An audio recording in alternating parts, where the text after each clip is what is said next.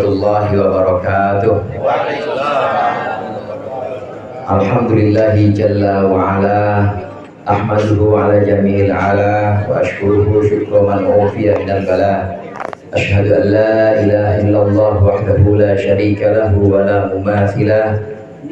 Ashhadu anna Muhammadan abduhu wa rasuluhu dzul maqamil a'la.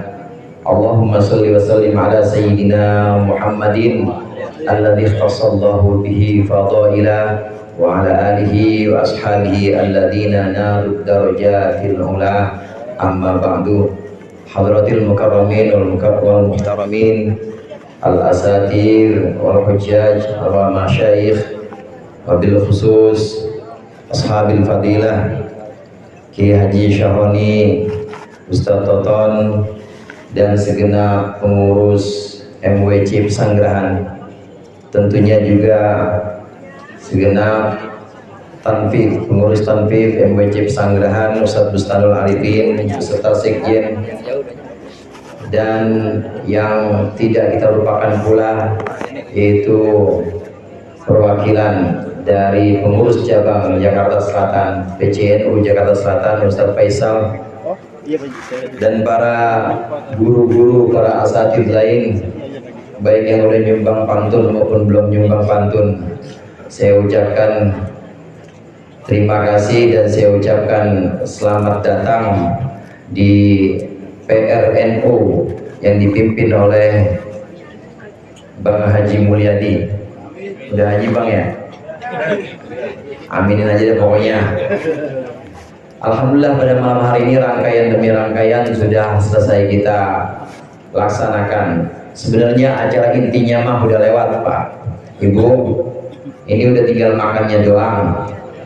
Ada banyak hal yang bisa kita ambil dari Nahdlatul Ulama, bukan cuma jas atau jaketnya yang hijau, bukan cuma banomnya Fatayat yang cakep-cakep, cantik-cantik, bukan cuma bansernya, tapi ada banyak hal yang perlu kita contoh, kita teladani dari Nahdlatul Ulama. NU ini sebuah keramat, sebuah karomah yang didirikan oleh ulama-ulama kita, oleh Hadratus Syekh Kiai Haji Hashim Asy'ari, oleh Kiai Haji Wahab Hasbullah, oleh Kiai Haji Bisri Sansuri, dan para ulama-ulama lain yang juga turut membidani lahirnya Negara Kesatuan Republik Indonesia. Oleh karenanya kita ikut NU, insya Allah kita ketularan keramatnya. Jadi keramat itu ada dua macam Pak. Ada keramat karena dirinya sendiri. Memang orangnya adalah orang keramat. Memang orangnya adalah orang yang punya karomah, wali-waliullah, auliaullah. Ini memang keramat karena memang Allah berikan karomah. Ada keramat namanya keramat gandul. Tahu keramat gandul Bu? Pak. Jadi dia sebenarnya nggak keramat, tapi lantaran dia ikut seseorang atau ikut sesuatu yang keramat, maka dia ikut jadi keramat. Ada orang dia ngurusin masjid, sebenarnya orangnya biasa-biasa aja, tapi karena dia ngurusin masjid dan ikhlas pengabdiannya untuk masjid, maka dia ngikut keramat kayak masjid. Kayak Kiai Syahroni ini kan ketua DMI, hati-hati beliau punya keramatnya keramat masjid. Karena ngurusin masjid. Ada kiai misalnya, dia punya karomah, punya keramat juga, tapi sebenarnya yang keramatnya bukan dianya, tapi yang keramat sebenarnya adalah orang tuanya.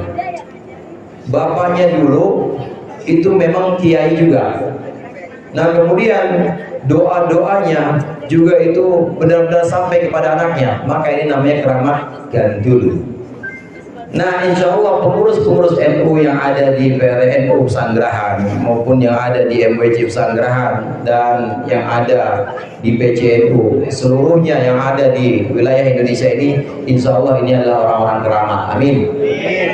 Karena ngurusin organisasi yang keramat juga, organisasi peninggalan ulama-ulama kita dulu. Bapak Ibu hadirin hadirat rahimakumullah, Nahdlatul Ulama punya ciri khas. punya beberapa warna yang pasti tidak akan keliru dengan ormas-ormas lain, tidak akan keliru dengan organisasi-organisasi lain. Yang dimaksud warna di sini bukan warna secara zahiriyah, bukan, cuma punya karakter yang berbeda. Ada 4 karakter NU.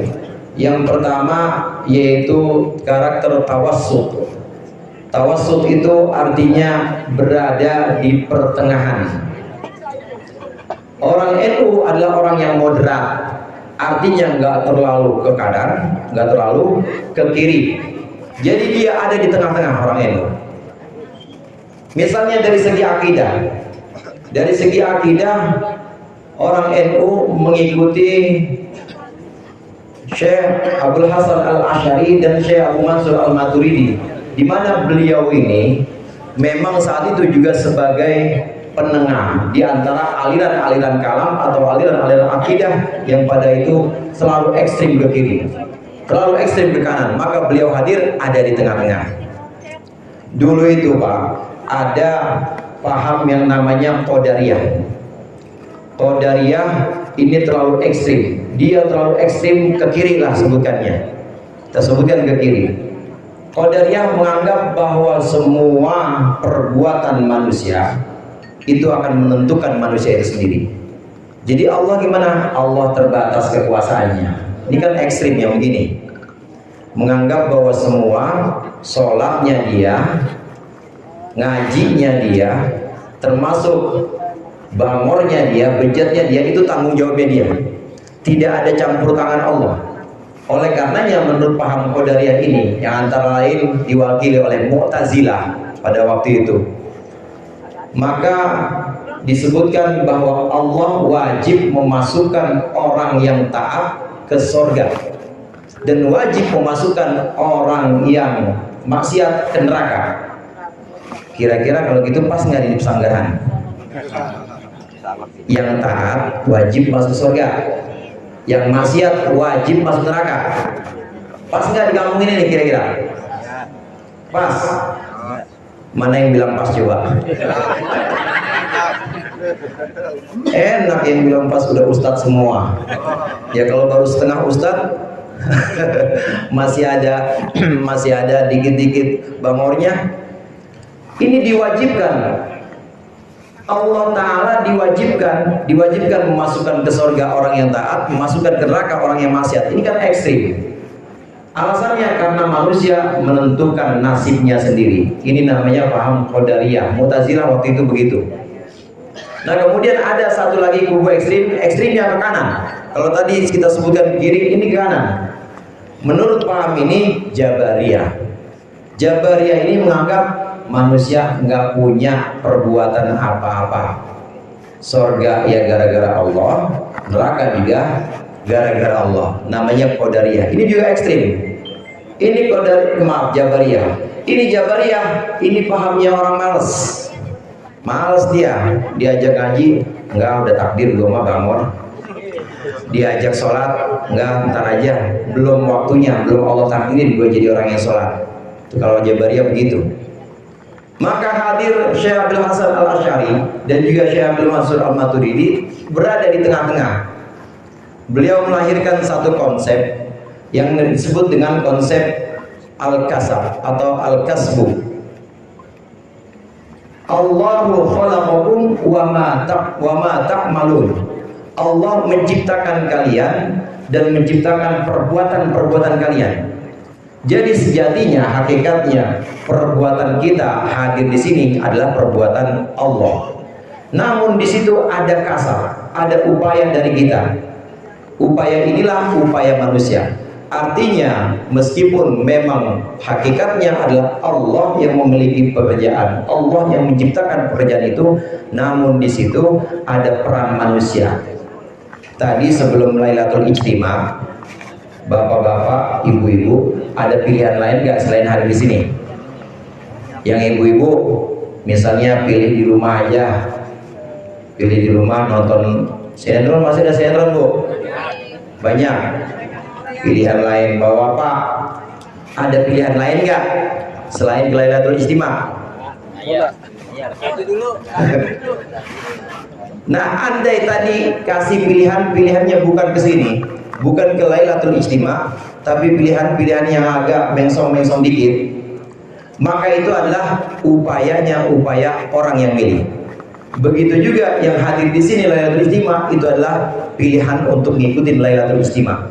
Dari situlah mulai ada yang namanya pahala, mulai ada yang namanya dosa. Saya tanya misalnya ke bapak-bapak, ke ibu-ibu hadirin sekalian di sini. Kalau saya nge-share undangan untuk datang Lailatul Ijtima, saya nge-share kepada hadirin sekalian, hadirat sekalian saya share. Siapa yang nyebarin undangan itu? Yang nyebarin undangan Ustadz. Betul nggak jawabannya begitu? Siapa yang nyebarin undangan itu? Siapa yang nyebarin undangan, Pak? Bu, siapa yang nyebarin undangan? Yang nyebarin undangan Ustadz. Betul, Ustadz yang nyebarin. Tapi itu undangan adanya di WA.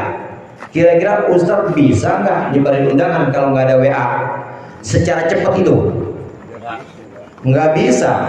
Jadi hakikatnya memang itu WhatsApp, itu WA hakikatnya. Namun di situ ada upaya dari Ustadz, ada upaya dari pengundang untuk melakukan itu. Nah, disinilah ada yang namanya konsep kasab, ada di pertengahan. Betul, Allah punya kuasa, tetapi manusia tetap punya upaya. Manusia bisa menentukan pilihan. Ini yang namanya tawassut, ada di pertengahan. Ini ciri pertama dari Nahdlatul Ulama. Jadi nggak ekstrim, tidak terlalu ekstrim ke kiri, tidak terlalu ekstrim ke kanan. NU selalu ada di tengah.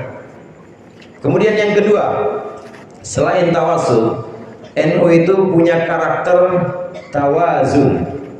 Tawazun itu artinya seimbang, menjaga keseimbangan antara dalil nakli dengan dalil akli misalnya.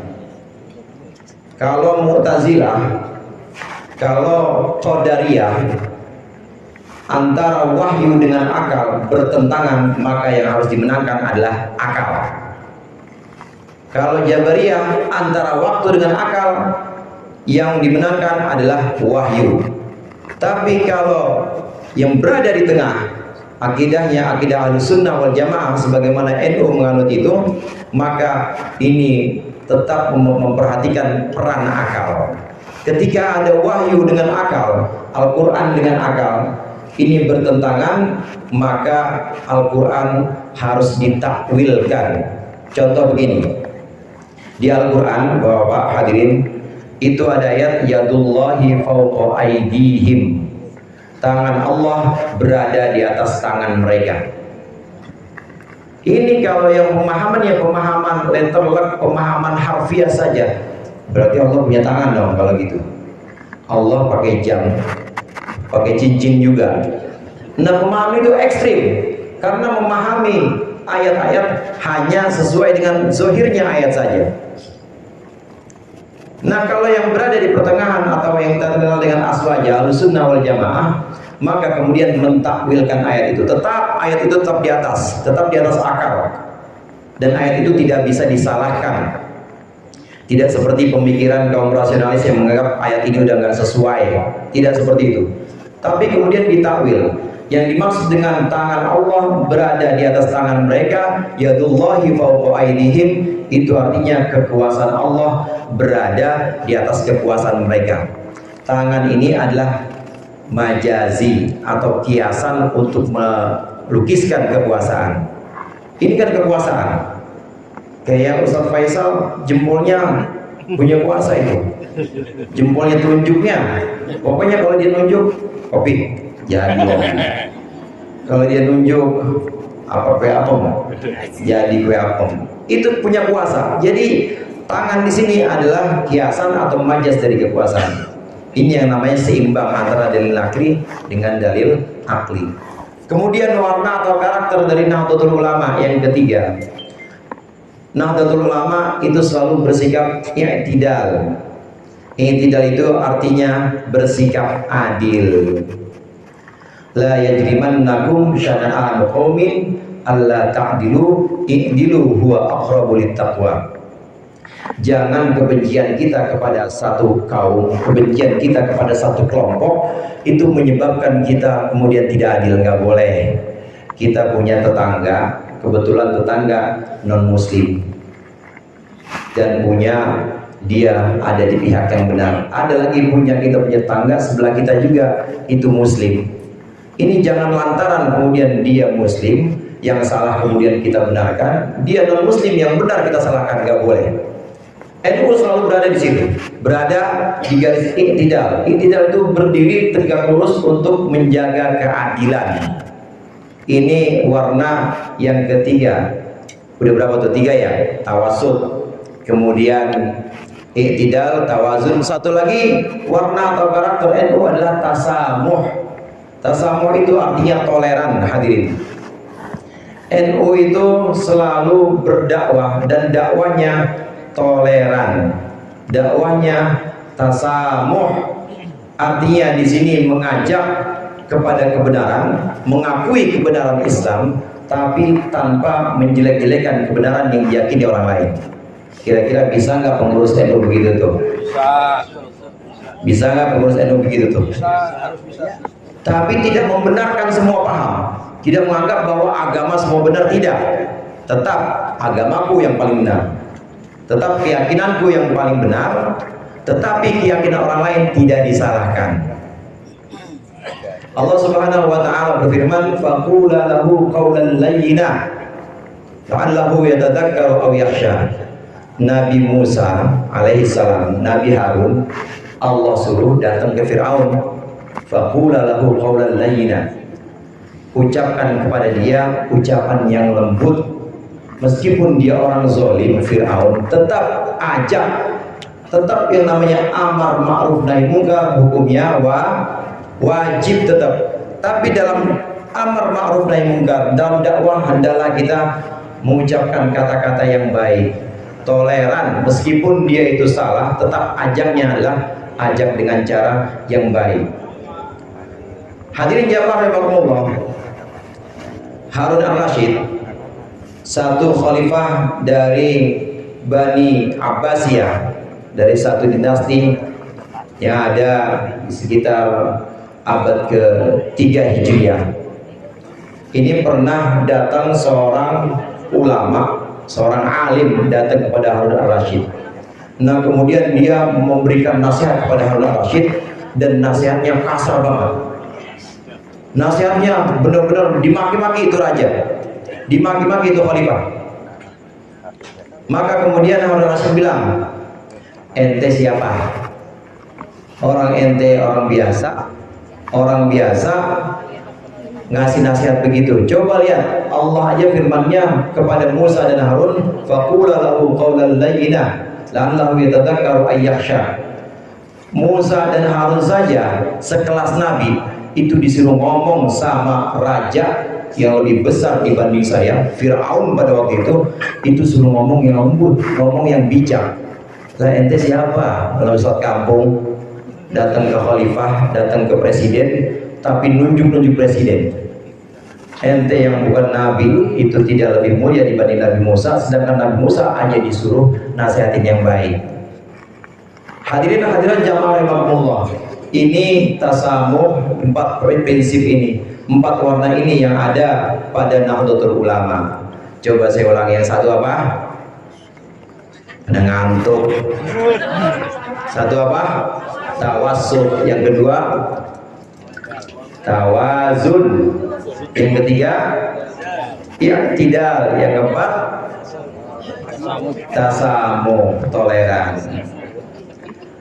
Bapak Ibu hadirin hadirat rahimakumullah, segenap pengurus NU yang dimuliakan oleh Allah, dalam amar ma'ruf nahi munkar sebagaimana contoh tadi, Syekh Nawawi Banten ini pernah menjelaskan dalam Maraqil Ubudiyah, dalam Mirqatus Sulul Tasdik, syarahnya Sulam Taufik, beliau mengatakan ada 4 tahap amar ma'ruf nahi munkar. Jadi jangan sekedar amar ma'ruf nahi munkar, turun dikit-dikit traktir apa ya?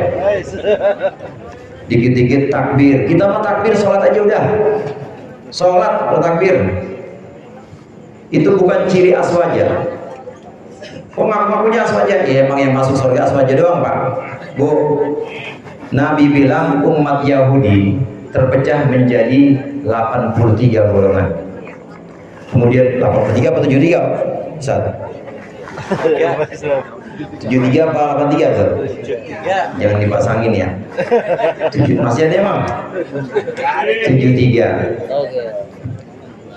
71 umat Yahudi. Kemudian umat Nasrani menjadi 72 golongan.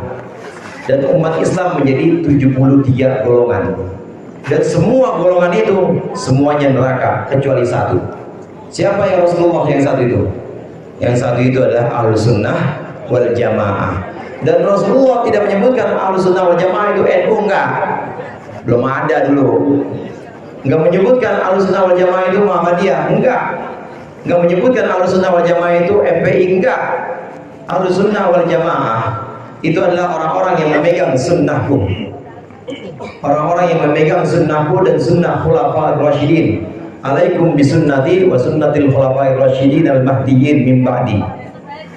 Hendaklah kalian memegang sunnahku, maka disebut dengan ahlu sunnah. Kemudian wal jamaah, memegang tradisi atau peninggalan jamaah sahabat dan jamaah pengganti Rasulullah, yakni ulama setelahku yang mendapat petunjuk.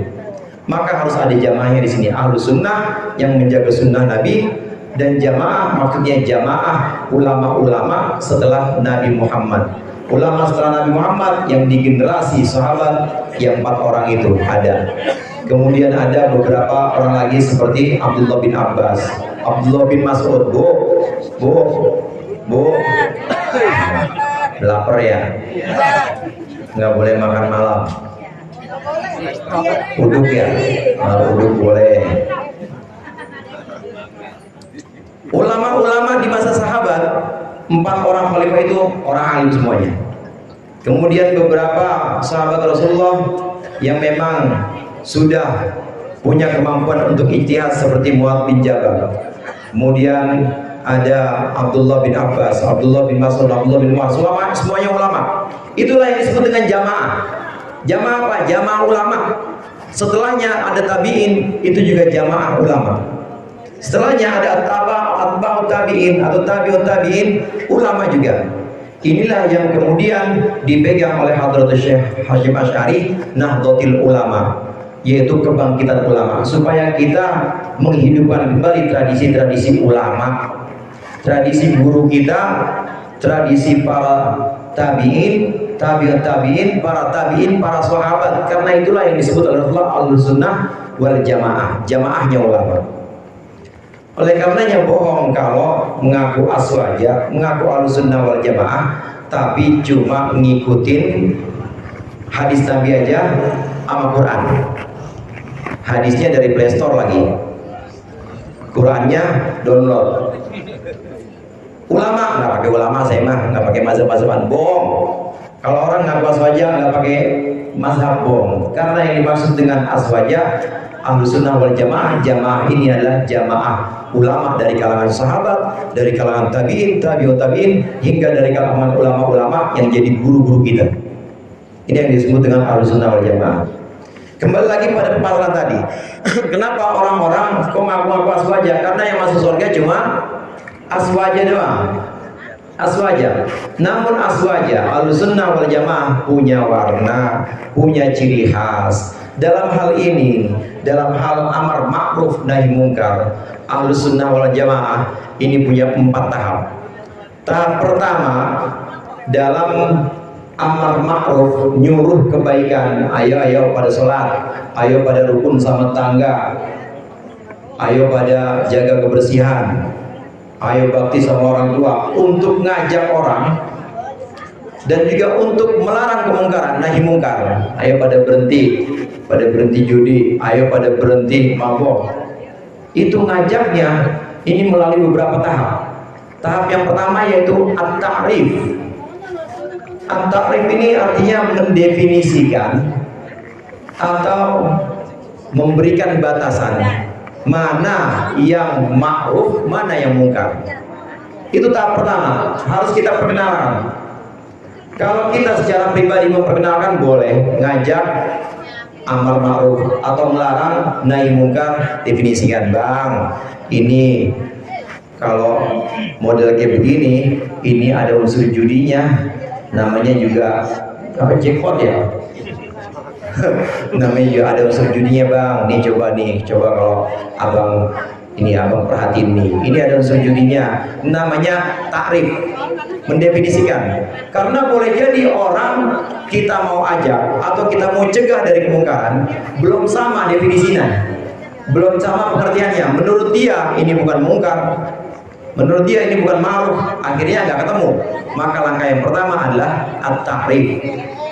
Ini secara personal. Kalau hubungan yang lebih luas lagi, secara kolektif, maka ada yang namanya sosialisasi.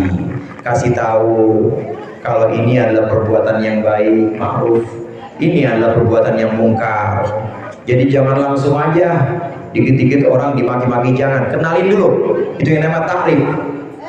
Kemudian langkah yang kedua, saat kita melaksanakan amar ma'ruf nahi mungkar, ada yang disebut dengan istilahnya itu at-tashkhin bil qaul, yaitu mengkritik dengan tajam. Mengkritik dengan tajam ini, sebelum at-tashkhin, langkah yang kedua al-wa'd. Al-wa'd itu memberikan nasihat. Setelah kita sosialisasi, kalau skalanya lebih besar, memperkenalkan ini ma'ruf, ini mungkar, ini baik, ini buruk.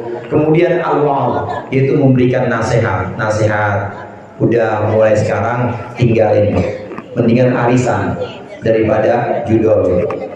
Udah sekarang bareng-bareng, ayo sama-sama kita rukun sama warga. Setelah memperkenalkan, ngajak al-wa'd atau menasihati. Ini tahap yang kedua. Tahap yang ketiga, at-tashkhin bil qaul, kritik pedas, keras. Bahkan saking kerasnya, ini Pak Kesra atau Pak Lurah yang mewakili Kesra, ini saking kerasnya, ini bisa dituju-tuju. Boleh nggak amar ma'ruf seperti itu? Boleh, tapi dengan syarat. Nanti syaratnya saya kasih tahu. Kemudian tahap yang keempat, selain tiga tahap ini, tahap yang keempat adalah al-qahru, yaitu dengan cara kekuatan.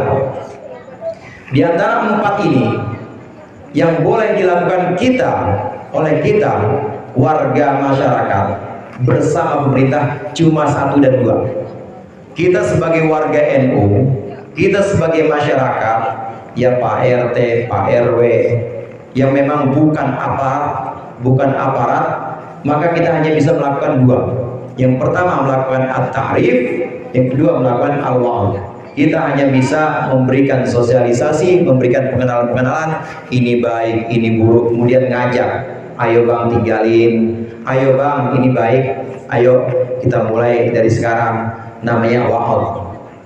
Nah sedangkan yang ketiga, kritik pedas sampai nunjuk-nunjuk, tidak boleh dilakukan. Begitu juga yang keempat, dengan paksaan atau dengan kekuatan fisik nggak boleh dilakukan kecuali oleh pemerintah. Ini orang itu harus tahu. Jadi jangan dikit-dikit direkrut asal nasi bungkus saja, berangkat sama duit berapa biasanya sepesan. Iya, ini korlap beliau. Bang Dayat juga udah hafal mata lapangan. Yang bisa dilakukan oleh masyarakat cuma yang satu dan yang dua, yaitu takrif dan wa'ad, sosialisasi dan nasihat. Nah sedangkan yang ketiga dan keempat tidak boleh dilakukan oleh masyarakat awam seperti kita, masyarakat awam, masyarakat sipil yang ada pada organisasi nggak bisa melakukan yang tiga dan yang kedua. Yang keempat, nggak bisa melakukan yang ketiga dan yang keempat. Yang keempat, dengan kekuatan fisik ini cuma bisa dilakukan indas salatin, untuk pemerintah aja. Pemerintah udah punya aparat, ada keamanan, ada polisi. Pemerintah mungkin ada yang bantu polisi, misalnya Satpol PP, itu yang tugasnya. Banser jangan urusin gituan, banser. Jangan. Ya pokoknya akta reformal gitu aja.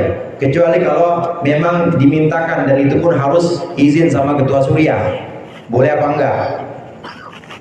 Pokoknya yang keempat, melakukan amar ma'ruf dengan kekuatan fisik itu hanya boleh dilakukan oleh pemerintah, karena pemerintah punya wewenang itu. Dia punya polisi, ya kalau berhubungannya dengan luar negeri dia punya tentara. Nah, bagaimana dengan at-tashhin bil qaul, mengkritik pedas sampai nunjuk-nunjuk? Ini boleh dilakukan oleh seseorang mubalik kayak dia, atau ustadz kayak, atau kiai kayak dia boleh mengkritik keras pemerintah sampai maki-maki, sampai nunjuk-nunjuk pemerintah, boleh dilakukan, syaratnya tidak menimbulkan fitnah untuk orang selain dia. Kalau menimbulkan fitnah kepada pengikutnya, menimbulkan fitnah pada orang lain, menimbulkan fitnah banyak orang, nggak boleh, haram hukumnya. Tapi kalau menimbulkan fitnah cuma buat dirinya dia sendiri, dia datang ke kampung dan emang gak ada yang kenal sama dia, kira-kira dia tunjuk lurah, pas di penjara nih, orang gak ada yang belain.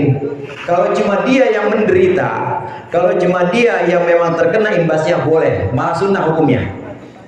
Ada penguasa zalim, kemudian ada seseorang tokoh, dia pengen kritik secara pedas dan dia yakin nggak ada yang belain gua di penjara.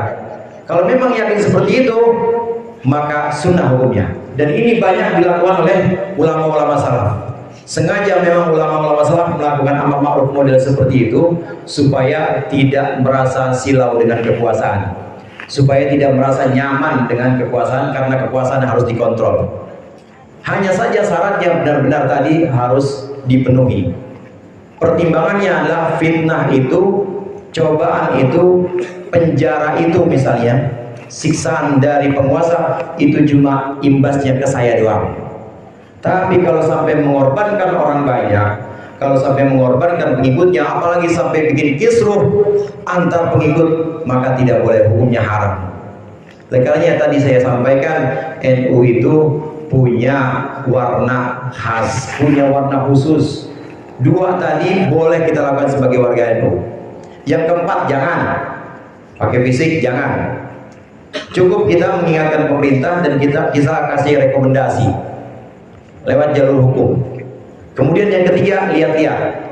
Kalau kira-kira ini bisa menimbulkan fitnah, menimbulkan bencana untuk orang banyak, maka mendingan tidak usah tinggalkan, bahkan hukumnya haram. Allah yarham Gus Dur, Ki Abdul Rahman Wahid, itu ketika harus memegang konstitusi, beliau memegang konstitusi supaya tetap untuk memegang kursi kepresidenan, karena memang nggak terbukti salah, nggak ada sampai sekarang, tidak ada itu bukti dari Bulegit, nggak ada yang bisa membuktikan. Karena tidak ada salah, maka nggak boleh mundur. Kalau banyolan beliau, kuiran beliau, gimana saya harus mundur? Orang maju aja saya tuntut sama Amin Rais. Kata beliau, saya kan nggak pernah pengen. Yang nyuruh mundur siapa? Amin Rais sendiri. Dia sendiri, kan aneh. Nah, Gus Dur secara konstitusional tidak salah. Kalau beliau mundur, maka itu berarti al-firar minaz-zahf, berarti lari dari medan peperangan. Dosa besar apa enggak itu, Pak? Dosa besar itu. Maka Gus Dur tetap di sana. Padahal ribuan, ratusan ribu pendukung itu udah siap di depan istana. Andai kata dulu Gus Dur tidak memikirkan kemaslahatan, andai kata Gus Dur tidak memikirkan apa yang diajarkan oleh ulama-ulama dulu, yaitu tidak menimbulkan fitnah, pasti akan beliau pertahankan kursi presiden itu. Pertimbangannya apa? Pertimbangannya fitnah yang ditimbulkan. Bukan cuma Gus Dur sendiri yang kena imbasnya, tapi pengikutnya, bahkan tanah air kita Indonesia yang kita cinta ini bisa bersimbah darah. Itu ulama-ulama arif seperti itu. Ulama-ulama kita lebih mengedepankan pada kemaslahatan. Lagi pula kata beliau, nggak ada jabatan yang layak dipertahankan dengan mati-matian, apalagi sampai menimbulkan pertumpahan darah. Yang namanya jabatan, nanti dikubur nggak ada presidennya, nanti dikubur juga nggak ada ustadznya. Ustadz tanya lain juga, cuma mungkin ustadz mah agak lembek nanyanya, ya orang yang ngajarin. semuanya akan dilepas jabatan-jabatan itu. Oleh karenanya tidak ada yang bisa dipertahankan dengan pertumpahan darah, nggak ada.